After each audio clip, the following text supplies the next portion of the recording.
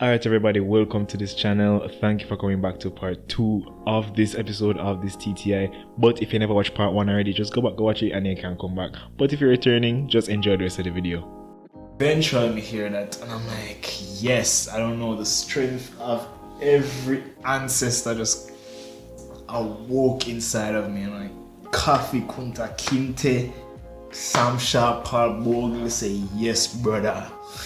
And I basically ran up to the peak. I was like, yes, I'm here. Thank you, finally. I reach up there. This was like 5:30. Still pitch black. And I'm just like, wow. Well, this sucks. So, I'm up there now. And it's basically like breeze a little left, right, center. By this point, I have to put on the jacket. And then I had a raincoat. I had to put on that raincoat because everything was cold. There was a little bench though, thank goodness, because no more than that if I never have the bench there. So I went on the bench, just kind of sit in a little corner and just kind of chill. Breeze a little left, right, and center. Place cold. Me I'm dead for hunger, but like I'm too cold to eat. Like my hand couldn't move. My hands were just like couldn't do nothing. So I'm having rheumatoid arthritis. I'm just have to say, I should not do this. But then eventually, the sun come out and everything just start looking lit. Actually no, the sun never come out. Just drop asleep. I probably died for like a little bit. It's like a little bit, just dead a little bit. But then I think I just started to hear a bag of noise. And I was like, alright, not today. I need to start up myself, I need to get up. Not today, come on. So I get up and I'm like, alright, cool, this is a little vibe to it. Then I go on by the corner where the little pyramid shaped thing is. And I was like, alright, this is a little vibe. So I'm like, alright. At times I take some picture because if you never take pictures, you weren't there. So take off my raincoat, take off one jacket and then say, alright, take that picture for me. And went up on the pyramid thing. I got my pictures and so on and so forth, and then say, alright, cool. And then I started to get it now. I started to understand. The place kind of clear up a little bit. I said, this is kind of chill, You can see like the other mountain peaks at the lower mountain peaks and so on. And it was really nice. It was chill. It's a chill vibe. You can just look and you can't see everything, and just the feeling of being on top of Jamaica was just chill. Being the highest person on ground in Jamaica, that was a good experience in and of itself. So that was good, knowing that you're probably the second highest person in the Caribbean, and technically, if no one was on the highest mountain, you were the highest person in the Caribbean. But yeah, that was a cool experience, and it was views for days, and I was like, yeah, I get it. It's worth it to come up here. It took a lot of work, I'm cold, but it's worth it. Then I had a little moment of epiphany where I was like, life is just so beautiful, and all we have to do is disconnect for once and just connect with nature and creation and all of that. How may I get done? Instantly, epiphany done right then and there. Low key for all the time going up, I thought that there was something waiting at the top that did not carry back down, and I'm like, we have to go walk back down. We have to walk back down. And my leg them done. So I'm just like, how this I gonna do? Cause I did 4 hours up. So I said I want more 4 hours back down. Boy, at this point, I did. I just there say, yo man, don't more leave. I wish I could have just jump off of the cliff and just end up back at the bottom. But I mean I could, technically. Just wouldn't be alive. But I mean, but yeah, so we commenced to walking back down. And that wasn't too bad, honestly. Eventually I ended up by myself, which actually was pretty lit. Going back down in the day by myself was fine. Going up by myself in the night, that kind of weird. you feel that way, you're like, yo. But yeah, going back down by yourself, it's kind of cool, it's kind of chill. And I kind of realized that I was hallucinating a little bit because I swear them tree they didn't move. And I see one tree look like it reach out to me. And plus there's some sounds too. The tour guide there told about some wild boars or wild pig. And I just I hear sounds, I'm like, geez, some people come near me. It's revenge for all the poor coming there eat all the time. And I said, oh my goodness. So I was low-key freaking out. And eventually I reached back to the cabins now, and I really realized how not halfway the cabins were. So honestly, me I pray out my girl when you tell me say I halfway. I pray her hard. And I say, you not stay good. Cause it was definitely not halfway. It was probably 1/8 and then 7/8. And everybody just start chill at the cabin for a while. And we wait until like a good amount of people come down. But me, you know, at this point I'm like, yo, manga me hard, leg them a tremble. Me have to fix that sitting there when we should have fixed from like last night. Like I connected with nature for like 5 seconds. I loved it and I need to go home now. Like I need Wi-Fi now or else something bad go happen. Some bad go happen. Like, you know, at 2020 already, so I know say something else will happen if I don't get Wi-Fi. No. So me and this other person were like, yo, alright, we are gonna go down and we can't stay here and wait for everybody else, but we'll go back down to the foot of the mountain because we want to go here. I mean, it never really makes sense because we still would have to wait for everybody anyway, but I mean, we just want to know so we can move, you understand? And knowing that the first leg there, I mean, it long. So me and the person start head off, but then everybody decides that they want to come down with it too because they want to move to. I'm like, exactly. I not understand what they are going with. But yeah. So we're heading back down to the plains, to the ghetto. and it was a cool little hike back down, you know, your friends and so on and so forth. Until I don't know what happened or how I think we didn't walk on too much rock stone and the muscle in my left foot did strain and I just did a limp, like I couldn't walk on that foot, like I was proper limping, like I need first aid. And I told my friends, I'm like, yo, my foot's strained, like the muscle's strained and I can't walk on that foot. I'm here limping, I'm using the cane I used to, or the stick I used to hike up. I'm literally depending on that right now. And my friends were like, oh wow, that's rough. Oh really? That sucks. And then they just frolicked along and just gone left me.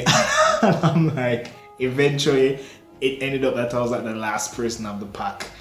Just there, limping along by myself. And right now at this point I was just in such a pissy mood. I was just like, yo, should I never come on this? Should I never come on this? If I never came, I could have fixed that thing instantly, fix it same time. Could have been have Wi-Fi right now. Could have been in my bed, could have been sleeping. Come never sleep. Obviously you can't sleep when you were hiking to Blue Mountain overnight. So there was so many things in my head. I'm just like, listen, should I never do this? At this point, we just want to roll down the hill, just like start roll. You know, if there wasn't them the sharp turn and if it was just one continuous road, I just start roll. So there I am, me when I limp while my friends just gone. Eventually though, I think them kinda, when I'm stopped to take pictures somewhere, I eventually catch up with them and I decided right there to give myself first aid. So I had some stuff because, you know, I'm the pharmacist and I had some stuff in my bag. I had pain rub, I had some bandages and so on. So and I think I had some pain meds. So I had some ibuprofen, I had some Advil in my bag. So I took some Advil and then I massaged in some of the pain rub. I don't think I put on the bandage though, I just kind of low it. By this time now, I guess they realized I was being serious, you know. Not the time when I was limping like 3 miles behind them, but now that I'm applying stuff to myself and taking medication and giving myself first aid, now they realized I was serious. So I guess now everybody was like, oh crap, let's wait with him guys, let's be kind. Nah, jokes. But yeah, so like they eventually were walking with me and stuff, and I was going down and I was just in a bad mood. I was just like, yo, I need to go home now. I'm sick of this. Like I'm not even thinking about them. I don't care. I'm just thinking about this path that never ending. It's just not ending, and I'm just thinking about the night before, and I'm thinking about coming up, and I'm like, this was not that long coming up. Why is it so long going down? What is happening? And why? Trust me, I was over it, man. I was done. I was like, yo, Blue Mountains, I'm done. But yeah, so we reached the plane and all of that. And I'm just like, then we're waiting on food. It was like 1 more hour for the food to be ready, and I'm like, why isn't the food ready? I was full on Karen at this moment. Like, if there was a manager, I'm like, yo, I need to speak to whoever's manager. Somebody manager I need to get talked to. Me want to go home. It like if on time, I was literally asking around like, yo, how do I get to the town center? Because I was like, yo, I want to take something to the town center so I can take something to my house, take something to Kingston so I can go home, because obviously we're not going home for now. But eventually I just mellowed out because I was like, I'm stuck here, so I might as well just be here and chill and relax. But you know, it was a nice time. We ended up playing games, I think, and we ended up just chilling, vibing with it. Then now on the bus ride back, everybody knocked out. It was the most uncomfortable ride back though, but nobody could not sleep because it was just so tired. We just knocked out. Bus uncomfortable though, but you know, thankfully I woke up and I was in Kingston.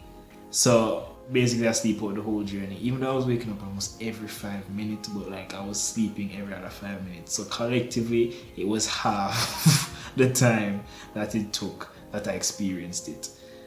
But yeah, I made it, and I was like, it was a nice experience being up there for the 5 minutes that we were on the peak. The 5 minutes on the peak is it. That's all. The 5 minutes out of the 8-hour or 10-hour experience. 5 minutes on top of the cliff, on top of the mountain. That's it. That's all. You get your picture and you got your hand. And I guess you have the comfort of, oh, I hiked. I don't care.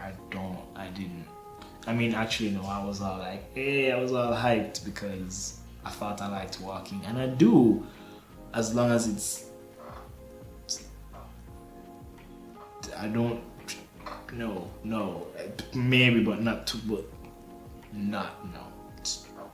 Well, yeah, it was a nice experience. It was cool. It was something that you do one time for your life, and that's it.